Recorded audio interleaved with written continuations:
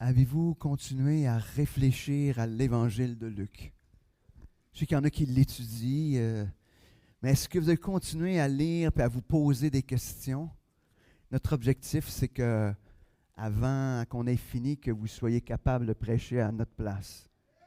C'est ça qu'on s'est dit, hein? Dans le sens, on s'est dit, mais l'objectif, c'est que que vous ayez le goût d'aller plus loin, que ce soit dans l'Évangile de Luc ou que ce soit ailleurs dans les Écritures, d'aller plus loin qu'une lecture, j'appelle simplement. C'est-à-dire, je fais juste lire, ajouter un chapitre de plus à lire, mais de vous poser des questions, d'aller plus loin.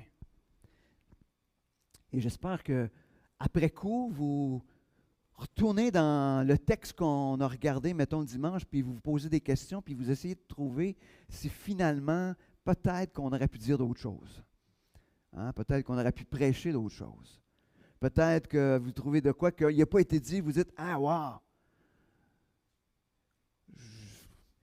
On fait exprès, on ne dit pas tout, fait que on vous laisse de l'espace.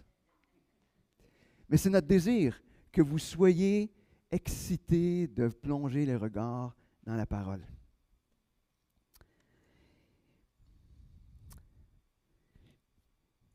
Quand on lit l'Ancien Testament, on voit que Dieu se révèle d'une manière graduelle.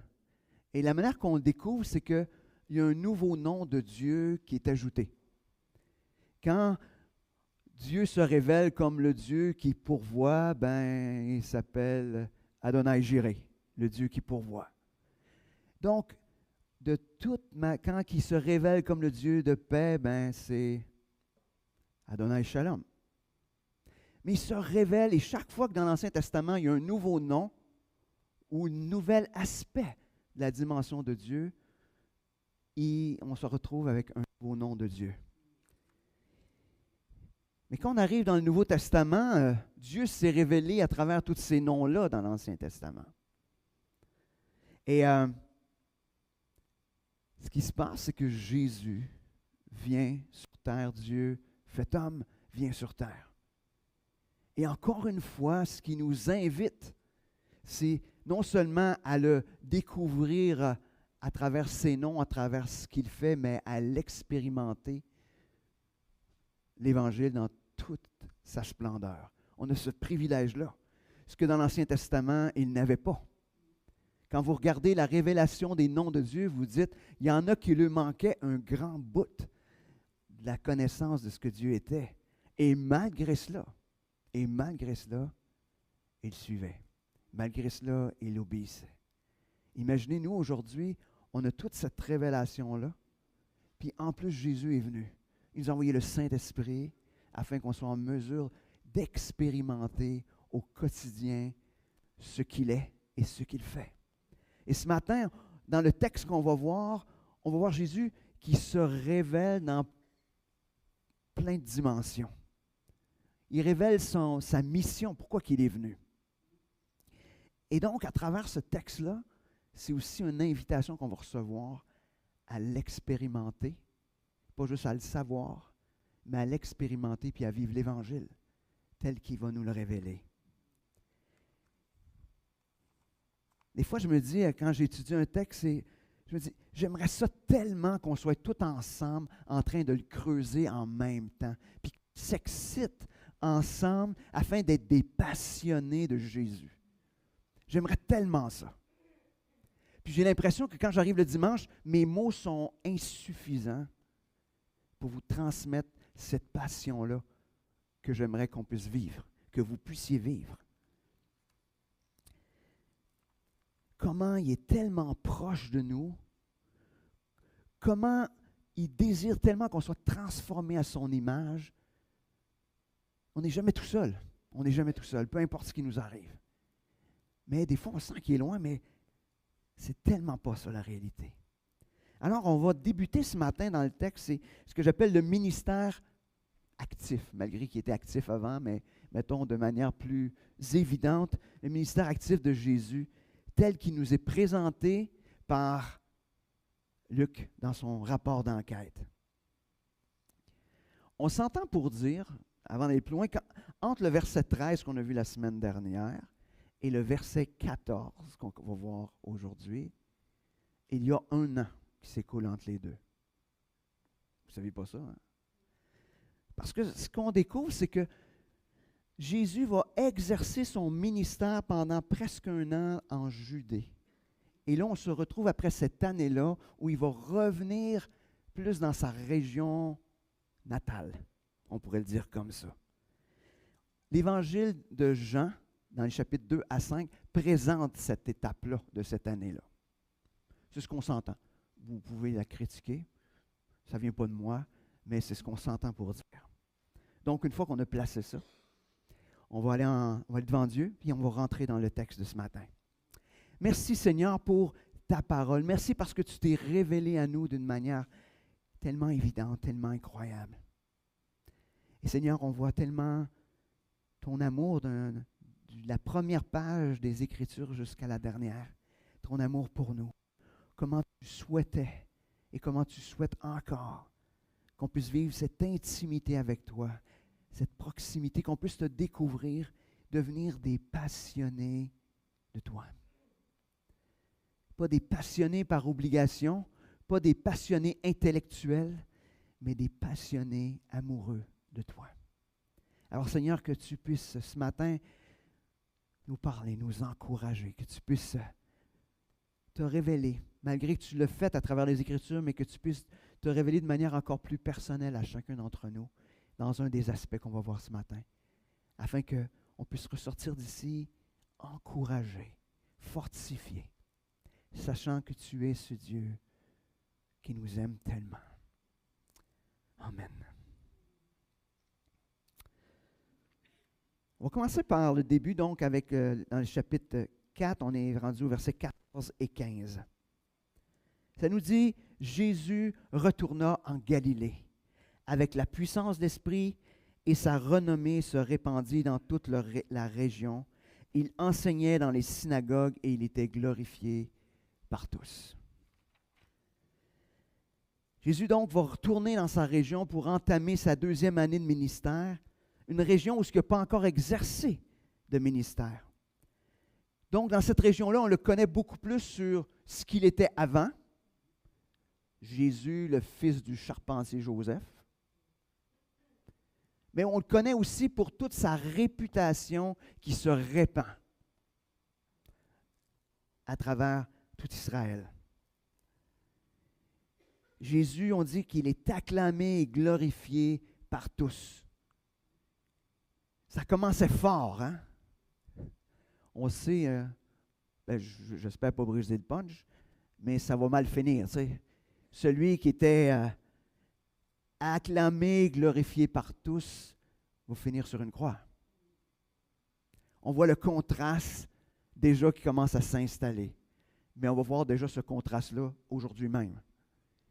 Ça a été de courte durée, vous allez voir dans ce qu'on va voir par la suite. Donc, je dois aussi vous dire que le passage qu'on va juste lire, c'est probablement un des passages que j'aime le plus dans les évangiles. Tout simplement, je vous le dis tout de suite, j'aime ça lire ce bout de texte-là qu'on va voir. Donc, Luc 4, versets 16 à 21. Il se rendit à Nazareth où il avait été élevé et entra selon sa coutume dans la synagogue le jour du sabbat. Il se leva pour faire la lecture et on lui remit le livre du prophète Ésaïe. Il ouvrit le livre et trouva le passage où il était écrit. Et voilà le texte que j'aime particulièrement. L'Esprit du Seigneur est sur moi, parce qu'il m'a oint pour guérir ceux qui ont le cœur brisé, pour annoncer la bonne nouvelle aux pauvres. Il m'a envoyé pour proclamer aux captifs la délivrance et aux aveugles le recouvrement de la vue, pour renvoyer libres les opprimés, pour proclamer une année de grâce du Seigneur. Puis il roula le livre, le rendit au serviteur et s'assit. Les yeux de tous dans la synagogue étaient fixés sur lui.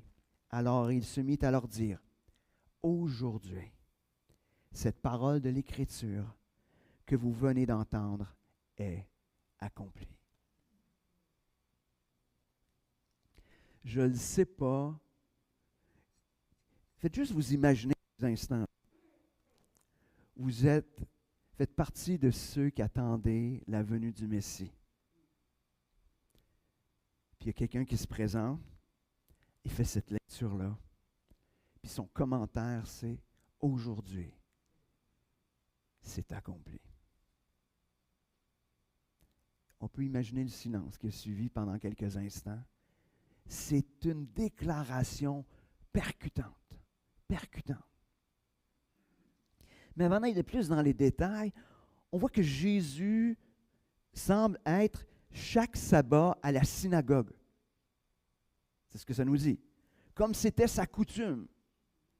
Jésus, même s'il était Dieu, ne passe pas outre la loi. Il se présente chaque sabbat à la synagogue. Il était aussi courant. Ce qui se passe, ce n'est pas quelque chose d'extraordinaire qu'on remette un rouleau des Écritures à un visiteur pour qu'il nous lise et qu'il nous commente juste quelques phrases, souvent sur le texte. Il était courant de faire ça. Jésus, ce n'est pas quelque chose d'extraordinaire où Jésus impose par sa présence, dire « Donnez-moi le rouleau d'Ésaïe, puis je vais vous lire ça. » Ce n'est pas ça, non, pas du tout. C'était la coutume, on l'invite.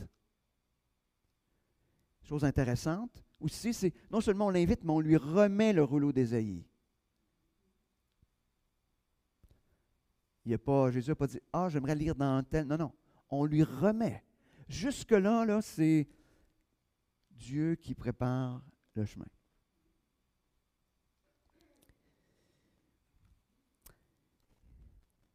Et Jésus, ce qu'il fait dans le rouleau d'Ésaïe, lui choisit le passage. C'est ce que le texte nous dit. On remit le livre du prophète Ésaïe, il ouvrit le livre, il trouva. Donc, il a cherché le passage où il était écrit. Donc, Jésus prend le rouleau d'Ésaïe. On peut s'imaginer que, méchant rouleau, là. Il a roulé un escousse parce vous allez voir, ce qui est lit, c'est Ésaïe 61. Peut-être qu'il a commencé à la fin du rouleau, je ne sais pas. C'était plus simple parce qu'il y en a 66 chapitres. Mais il a fallu qu'il... Donc, ce qu'il lit, c'est Ésaïe 61, versets 1 et 2, qui dit « L'Esprit du Seigneur, l'Éternel, est sur moi, car l'Éternel m'a donné l'onction. Il m'a envoyé pour porter de bonnes nouvelles à ceux qui sont humiliés, pour panser ceux qui ont le cœur brisé, pour proclamer aux captifs leur libération, prisonniers leur élargissement, pour proclamer une année favorable de la part de l'Éternel et un jour de vengeance de notre Dieu pour consoler tous ceux qui sont dans le deuil. » Il n'a pas lu la fin.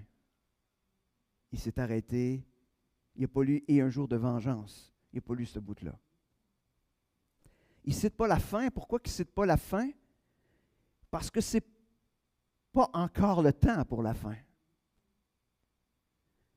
Ça sera le temps au retour du Seigneur, où ce qu'il y aura le jour de vengeance. Mais le ministère de Jésus, dans un premier temps, dans cette première venue, s'arrête à une année favorable de la part de l'Éternel. Ça s'arrête là. Je vous l'ai lu tout simplement pour vous montrer que Jésus a arrêté spécifiquement au milieu d'un verset. Mais je ne suis pas sûr que c'était écrit de même dans le rouleau d'Ésaïe, de toute façon. Pour ceux qui avaient des versets à côté, je ne pense pas que... c'est notre découpage à nous autres là, qui permet qu'on les trouve comme ça. Là. Mais, donc, il arrête à ce moment-là parce que le jour de la vengeance sera pour plus tard. Arrêtons-nous quelques instants sur cette bonne nouvelle que Jésus vient présenter. Il commence au départ d'une certaine manière en disant « L'Esprit du Seigneur est sur moi ». Il se présente donc, comme Sylvain nous parlait tantôt, il est le serviteur. Il est ce serviteur rempli d'une onction. Puis cette onction, c'est l'Esprit qui est sur lui. Mais qui est l'Esprit il est Dieu. Donc l'Esprit est là de toute manière. Et non seulement il est là, mais il vient avec un rôle spécifique. Les gens, peut-être qu'en entendant ce que Jésus disait, eux autres pensaient à tout, comment eux autres interprétaient. Hein, comment, ah oui, il va venir, il va guérir tout le monde, il va nous libérer. Eux autres avaient le le paire de lunettes pour décoder ce qui était pour arriver. Nous autres, on est bénis parce qu'on sait ce qui s'est passé, fait qu'on regarde les choses après coup. Fait que ce que nous permet, c'est de prendre ce texte-là ce matin, puis d'aller plus loin encore, puis de se l'approprier à nous aujourd'hui. Il commence à dire qu'il y a une bonne nouvelle. Puis cette bonne nouvelle-là, c'est-à-dire qu'il est venu pour guérir les cœurs. Moi, j'entends ça, tout de suite, je suis réjoui.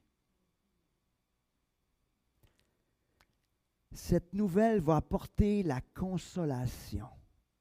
Pas la consolation juste reliée au deuil, mais va amener la consolation d'une manière large.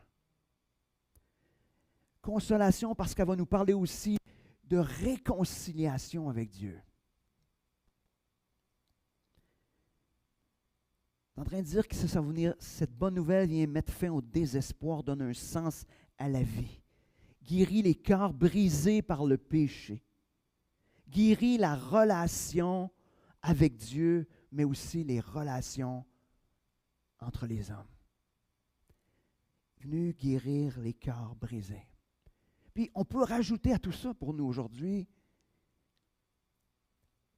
est-ce que votre cœur est brisé de toutes sortes de manières? Oui, vous êtes réconcilié avec Dieu. Oui, vous êtes assuré de votre salut. Mais il y a combien de situations où nos cœurs sont brisés, blessés, qui ont besoin d'être pris soin? Est-ce qu'on a besoin ce matin de guérison du cœur? Du cœur, hein, on sait le sens des Écritures, le cœur, ce n'est pas juste l'émotion. Le cœur, c'est tout l'être entier. Jésus est le grand guérisseur. Est-ce que tu veux recevoir de sa part la guérison? Les soins nécessaires que ton cœur a besoin. Quand nos cœurs souffrent, où on va chercher cette consolation-là? La stratégie qu'on utilise le plus dans notre monde, c'est la fuite ou l'engourdissement par la fuite. On fait toutes sortes d'affaires. Toutes sortes d'affaires. Jusqu'à se saouler de tout ça. Jusqu'à être comme, on ne sent plus rien. Parce que le cerveau est gelé avec toutes sortes d'autres affaires. Combien de fois on hésite à juste aller devant Dieu. Tu dis, hey, ça là, mon cœur, je ne suis plus capable de ça. Combien de fois on le fait spontanément, premièrement?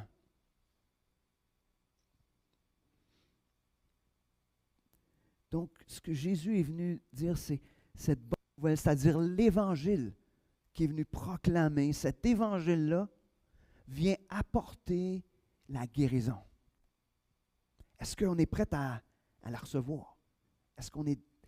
Ou au contraire, on se dit, est-ce que votre évangile que vous croyez ce matin est suffisante? Moi, des fois, dans ma vie, j'ai l'impression que l'évangile n'est pas suffisant. J'avais le droit de me juger. Mais des fois, je crois ça.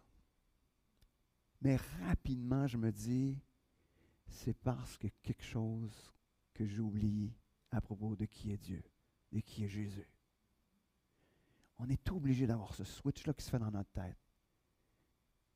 Quand on est là, on dit, mais voyons non, Seigneur, il me semble que ça ne répond pas à ce que...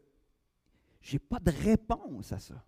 Des fois même, on parle avec des gens et on dit, ce que je connais de l'Évangile, je n'ai pas capable de donner de réponse à la souffrance de telle ou telle personne. Mais c'est parce que quelque chose qu'on n'a pas encore connu ou expérimenté de ce que Jésus veut faire, de ce que Dieu veut faire dans nos vies. C'est jamais l'Évangile qui est insuffisante, c'est nos cœurs qui sont incrédules face à des aspects de ce que Dieu est ou de ce que Dieu fait. Ou des fois, ça peut être juste, on ne le sait pas. Mais moi, je suis rendu à une étape dans ma vie où je pense plus que je suis incrédule que que je ne sais pas. Pas parce que je sais toutes choses, mais je trouve que je commence à en savoir pas mal, plus que par rapport à ce que je vis. Donc souvent, c'est plus ça. On continue. Deuxième chose que ça nous dit, c'est que ça va venir prendre soin des pauvres. Une bonne nouvelle aux pauvres. Pauvres, c'est intéressant. Hein? On sait hein, que dans Sermon sur la montagne, heureux les pauvres en esprit. Hein? Tout de suite, hein, c'est pas les innocents. Là. Moi, quand j'étais jeune, on disait ça chez nous. On n'était pas chrétiens dans le temps, mais tu sais, c'était heureux les creux, tu sais. On disait ça comme ça. Heureux les creux. On sait que ce n'est pas ce que ça veut dire. Les pauvres, c'est ceux qui reconnaissent leurs besoins de Dieu. C'est pour ça qu'il dit les pauvres. Mais de quelle manière ce texte-là peut s'appliquer quand Jésus dit qu'il va venir, cette bonne nouvelle vient prendre soin des pauvres, c'est qu'elle vient prendre soin de tous ceux qui viennent à lui, qui reconnaissent leur pauvreté, qui désirent vivre cette richesse que Dieu veut donner. Pas de la richesse comme ça. Là. Ça ne parle pas d'argent. Là.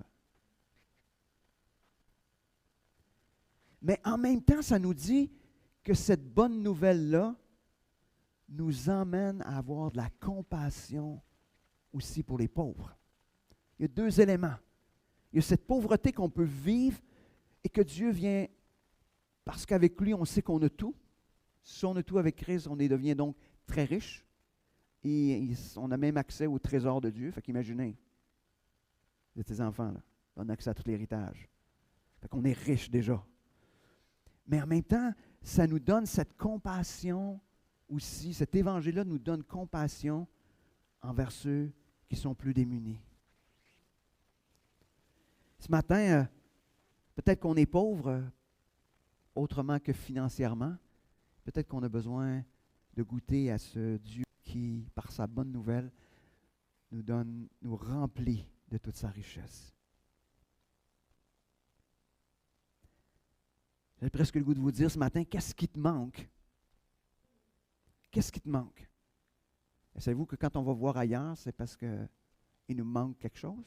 Si on va ailleurs qu'aller vers Dieu, c'est qu'on croit qu'il nous manque quelque chose? Je sais pas, je fais une espèce de... Je retourne en arrière dans l'histoire de David avec Bathsheba.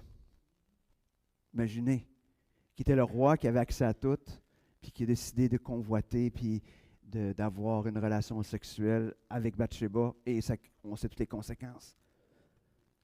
Imaginez, Dieu dit après, il dit, je t'avais tout donné, mais si ce n'était pas suffisant, je t'aurais donné encore plus. Imaginez, David avait cru que ce qu'il y avait n'était pas suffisant. Puis Dieu dit, si tu pensais que ce n'était pas suffisant, je te l'aurais donné encore plus. Des fois, on croit que Dieu n'est pas suffisant. Je ne vous demanderai pas de lever la main. Je sais qu'en principe, on devrait toute la lever. Parce que ça arrive dans des sphères de notre vie, pas tout à la même place, pas pour les mêmes raisons, mais on croit que Jésus n'est pas suffisant. Jésus veut répondre à tous tes besoins.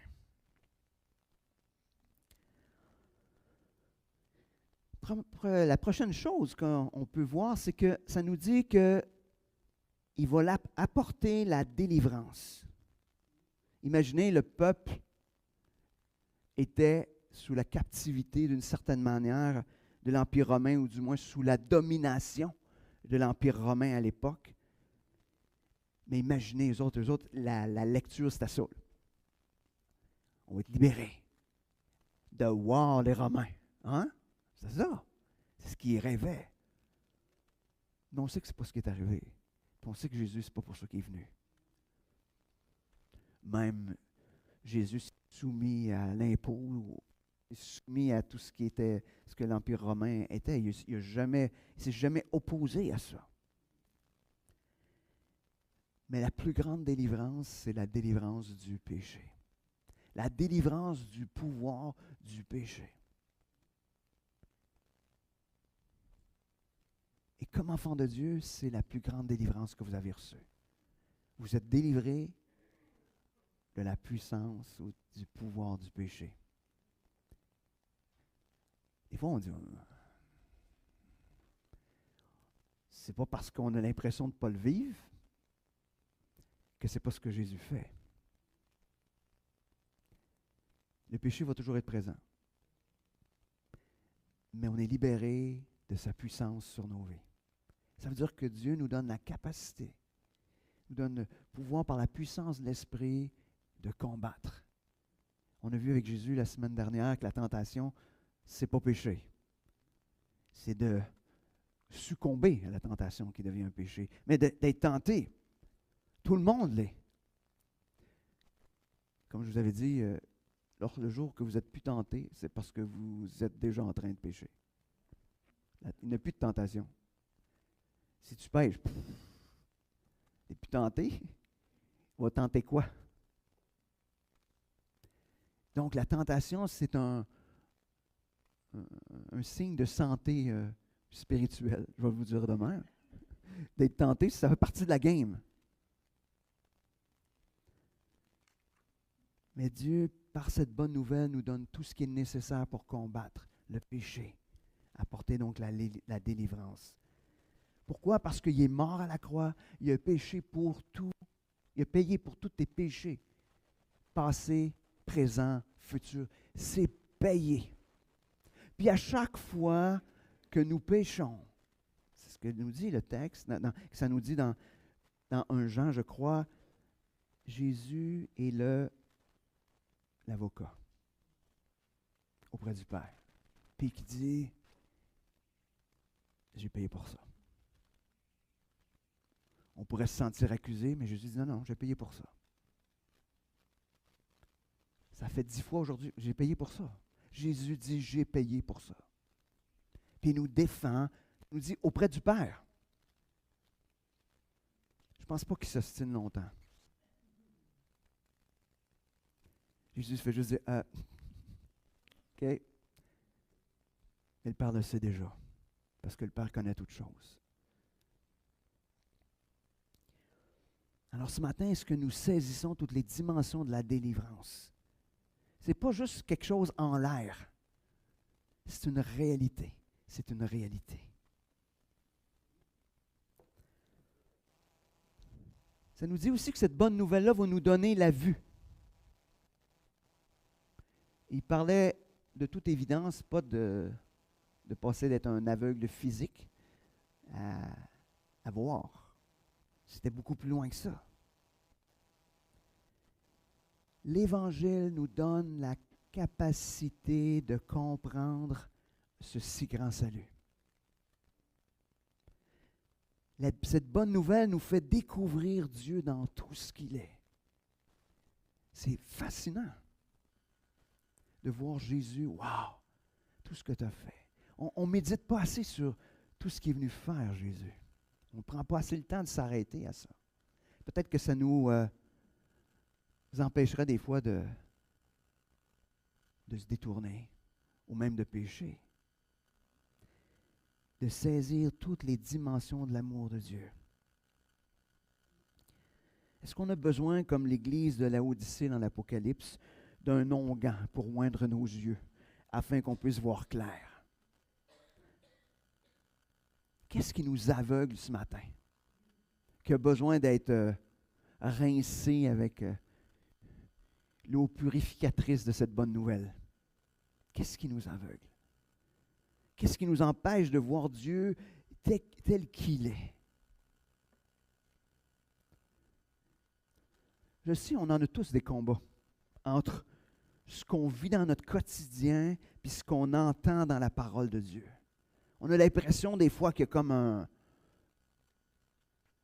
deux réalités. Vous n'êtes pas comme ça? Vous n'êtes pas comme ça. OK, c'est bon. Je suis comme ça. Mais et quand il est là, c'est ça nous amène juste à... On a le choix de dire, ah, ça ne marche pas. où on est là, puis on se tourne vers les Écritures, puis on dit, OK, Seigneur, tu le dis, je ne le crois pas encore, je ne le vis pas encore, mais tu le dis, puis ça, je crois ça. Je crois que c'est une vérité. J'ai besoin, Seigneur, que tu viennes me montrer, que je puisse voir ça comme étant une réalité. Et il va le faire. Il va le faire. Trop souvent, on est là et on essaie de gérer ça dans notre tête intellectuellement. C'est comme, ah non, non, on calcule, ça marche-tu, ça marche pas, non, ça marche pas bon. Tellement plus simple d'aller à Jésus. Je ne sais pas si vous savez, mais anyway, c'est là où vous allez aboutir pareil. Parce que Jésus ne vous abandonnera pas, là. Même si vous prenez le détour intellectuel pour réfléchir à tout, inévitablement, à un moment donné, on va abdiquer. Puis là, il nous ramène et dit, regarde. Puis là, on se dit, ah, c'était juste ça. L'Évangile, c'est simple. C'est compliqué des fois à le vivre au quotidien, mais c'est simple. Jésus, il ne passe pas de quoi de... Il dit, viens à moi, viens à moi. En tout temps, il nous dit, viens à moi. Tu vis n'importe quoi, viens à moi. Ça va bien, viens à moi. Ça va mal, viens à moi. Viens à moi, point. C'est ce qu'il dit. Et chaque fois qu'on va à lui, il répond.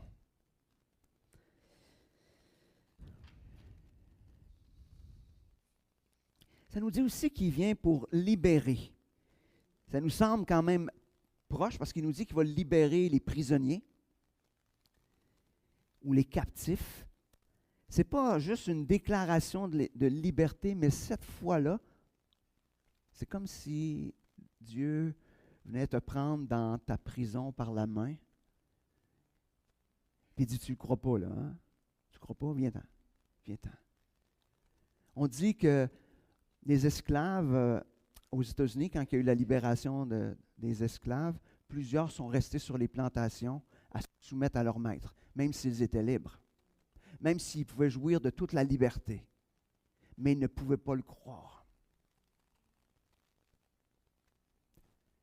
Il a fallu que du monde qui allait les voir dise, hey, t'es libre. Même là, hein, ça ne marchait pas. Ça a pris. Il y en a qui sont restés jusqu'à la fin de leur jour sous l'emprise d'un maître, même s'ils étaient libres. Ce qui se passe, c'est que Jésus déclare, vous êtes libres. Puis non seulement il le déclare, mais il dit, viens-t'en. Tiens ma main, viens-t'en. Viens-t'en. Viens-t'en, je te sors de là. Je te sors de là. Peut-être qu'on aurait besoin, comme Pierre qui est enchaîné, puis qui reçoit un coup d'un côte, fait que, ah, OK, il faudrait peut-être que je sorte là, tu sais. Bon, vous n'êtes pas obligé d'attendre un petit coup d'un côte. Mais est-ce que on le réalise et qu'on le vit? Ça se peut qu'il y ait dans votre tête, comme je vous disais, deux réalités, c'est-à-dire, je sais que je suis libre, mais je ne me sens pas libre. Bienvenue dans le club. Ça, c'est tout le processus. Où qu'on arrive et on dit, Seigneur, je ne le vis pas. Je ne l'expérimente pas. Viens m'aider. Montre-moi quelqu'un qui peut m'aider. Montre-moi les textes. Afin que... Montre-moi ta main là, pour me sortir de là.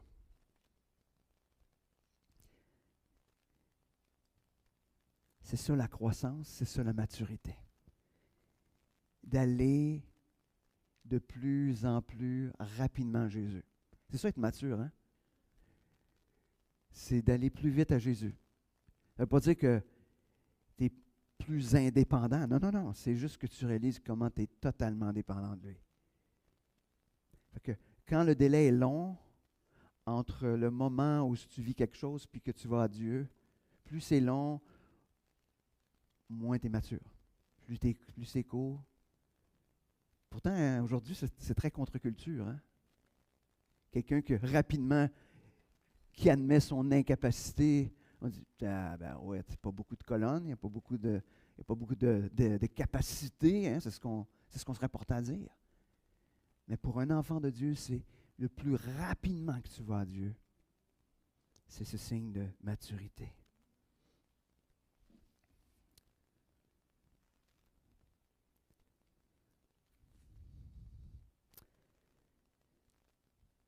Donc, c'est un peu cette liberté, un peu comme ce que les esclaves avaient de la misère à sortir de leur situation. C'est un peu la même chose. Jésus nous libère du pouvoir du péché dans notre vie, mais on a des fois de la difficulté à le croire.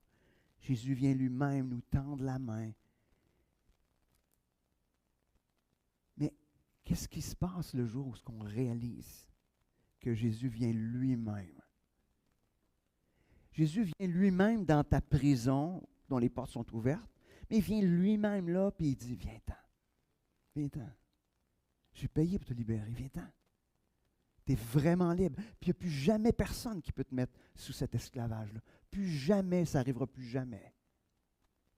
Qu'est-ce qui se passe dans ton cœur de juste réaliser cela?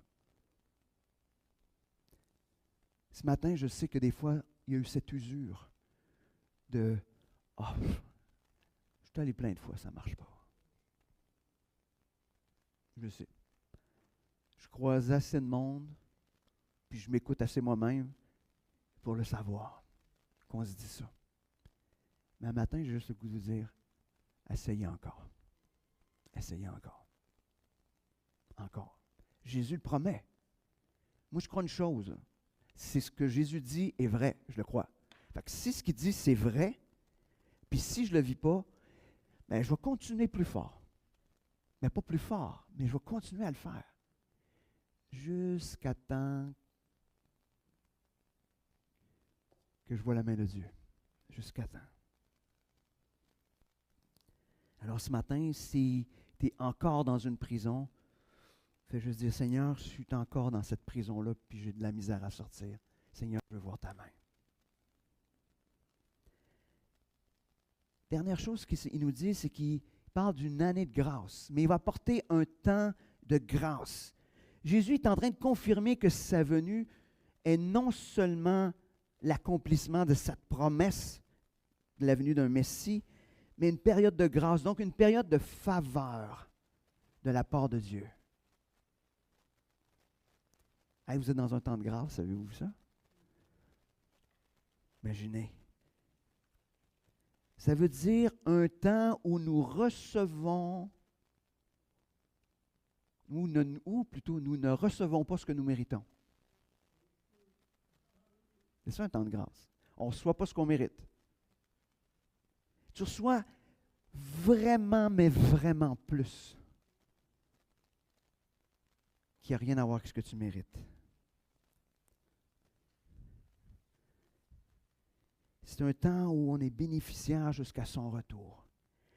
Est-ce qu'on vit comme des hommes et des femmes qui sont graciés, pardonnés, réconciliés, adoptés par le Père? Est-ce qu'on vit ça? Est-ce que c'est ce qu'on vit? Et vu que nous sommes des bénéficiaires de cette grâce-là, est-ce que de la même manière, nous sommes des dispensateurs de grâce aussi envers ceux qui nous entourent? Est-ce qu'on est aussi gracieux envers nos frères et nos sœurs et envers n'importe qui qu'on croise, aussi gracieux que Dieu était gracieux avec nous ou qu'il est encore avec nous? Si vous me dites oui, moi je dis, je ne vous crois pas.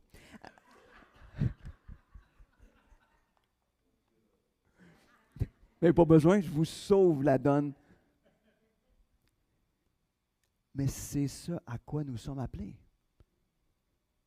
Puis le jour qu'on est gracieux envers les gens, c'est le jour où on a compris la grandeur de la grâce qu'on a bénéficié. Le jour qu'on voit qu'on était des meurtriers et que Dieu nous a adoptés puis qu'il nous donne accès à tout l'héritage. Puis qu'il nous donne l'autorisation de l'appeler papa. Un papa qui nous prend dans ses bras. Un papa qui nous sert, qui nous aime d'un amour incroyable. Le jour qu'on comprend ça, c'est difficile de ne pas être gracieux envers les autres.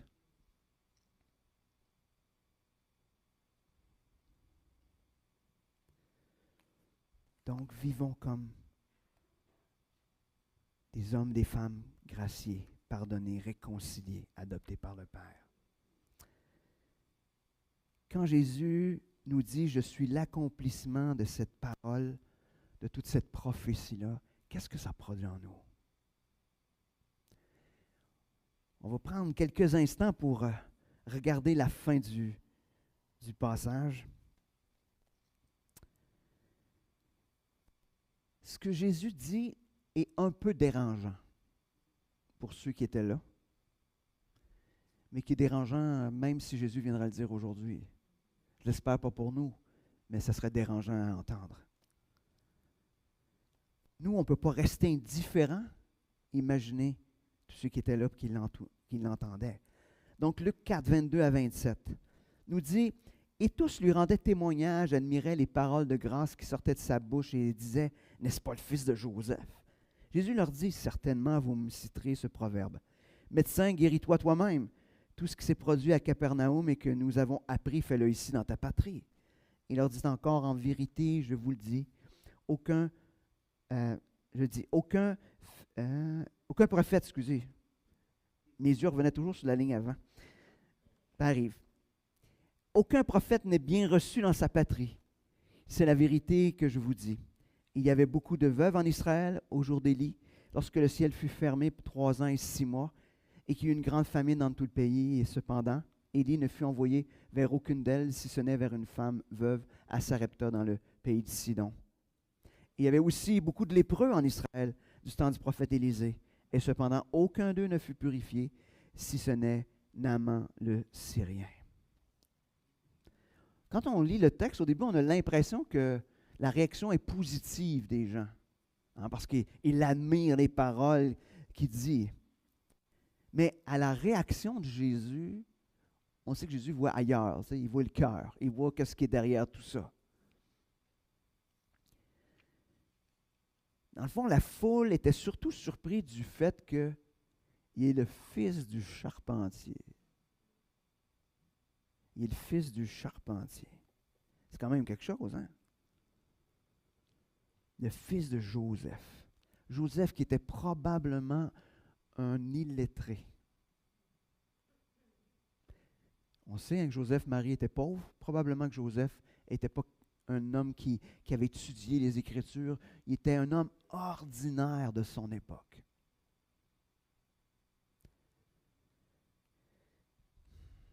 Fait qu'imaginez Jésus qui connaissait leur cœur.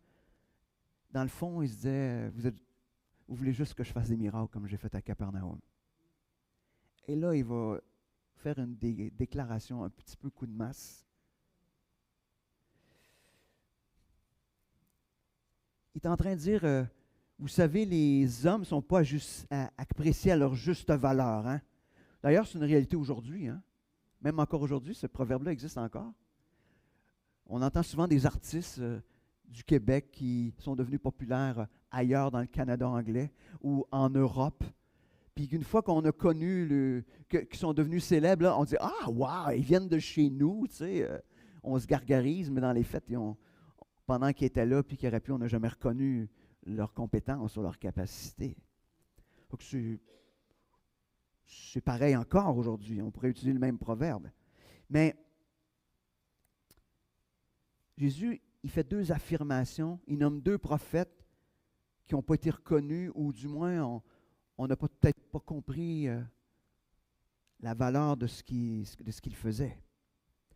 Au départ, il commence avec Élie. Élie, d'ailleurs, c'est intéressant, c'est 2 prophètes qui suivent, hein, Élie et Élisée. Élisée étant le disciple, on pourrait dire, d'Élie. Mais donc, Élie, lors de la grande famine, il n'a pas été envoyé auprès des veuves d'Israël. Il était envoyé vers une veuve qui était à Sidon, donc une Sidonienne. Et la même chose, Élisée guérit un lépreux, un Syrien qui à l'époque était des ennemis d'Israël. Parce que quand on comprend l'histoire, imaginez, c'est quand même intéressant parce que celui qui était guéri, donc Naaman, il est là et c'est une esclave, donc juive d'Israël, donc un enfant qui avait subi la traite, le trafic humain, qui avait été prise captive, puis qui est là, puis qu'elle a dit « Hey! » Au lieu de dire « Hey, moi, je vais te libérer, fais-moi payer. » Mais non! Imaginez. Hein? Donc, cet homme-là qui ne méritait pas pantoute d'être guéri, ultimement, c'est cet homme-là qui est guéri. Fascinant. Donc, Jésus, par cette déclaration, dit aux Juifs qui sont là en train de l'écouter, qu'il met à la fois les femmes, les étrangers, les lépreux, au-dessus de tous les Juifs incrédules.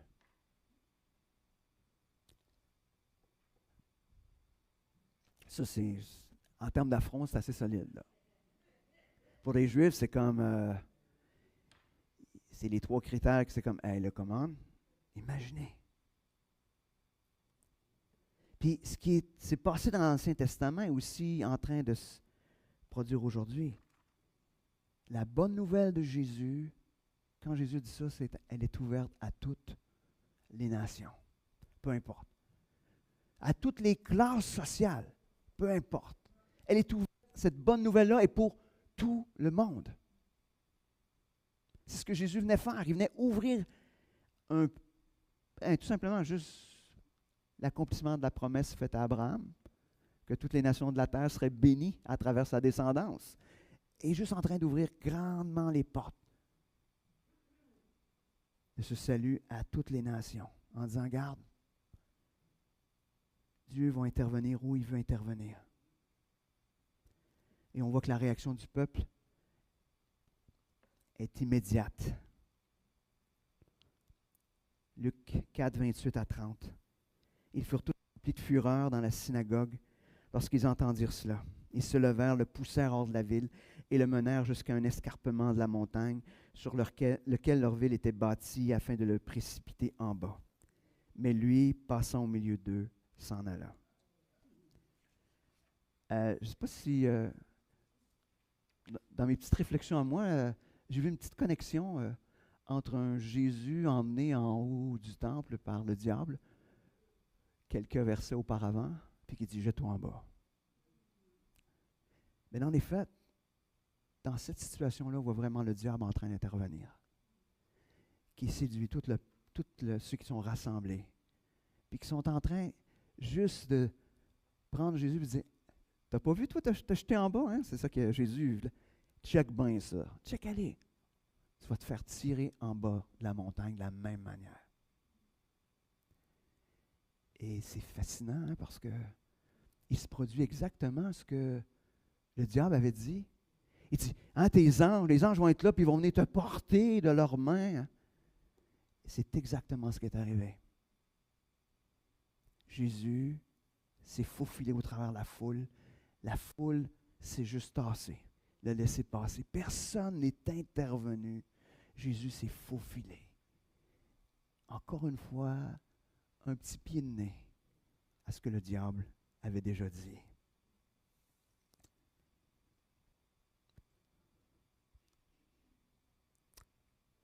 Sous la protection du Père, Jésus s'en va sans arrêter ou être inquiété d'aucune manière.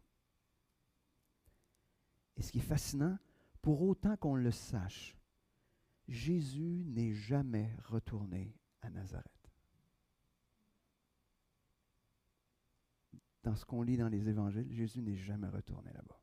Fascinant, hein? Donc, en conclusion, Jésus qui se présente à la fois comme cette bonne nouvelle, mais aussi comme celui qui annonce une bonne nouvelle. Il est à la fois la bonne nouvelle et celui qui l'annonce, cette bonne nouvelle-là. Une bonne nouvelle pour toutes les nations. Une nouvelle de grâce. Une bonne nouvelle qui guérit, console, libère, délivre, donne la vue. Une bonne nouvelle de compassion pour les pauvres. Alors ce matin, si tu as reçu cette bonne nouvelle, si tu as cru cette bonne nouvelle,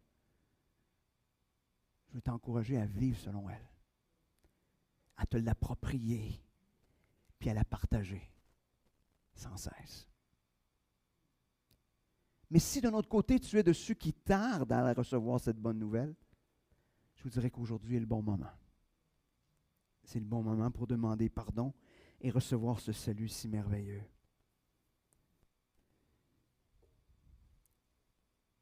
Parce que ce que ton cœur désire ardemment, c'est ce que Jésus veut offrir pleinement.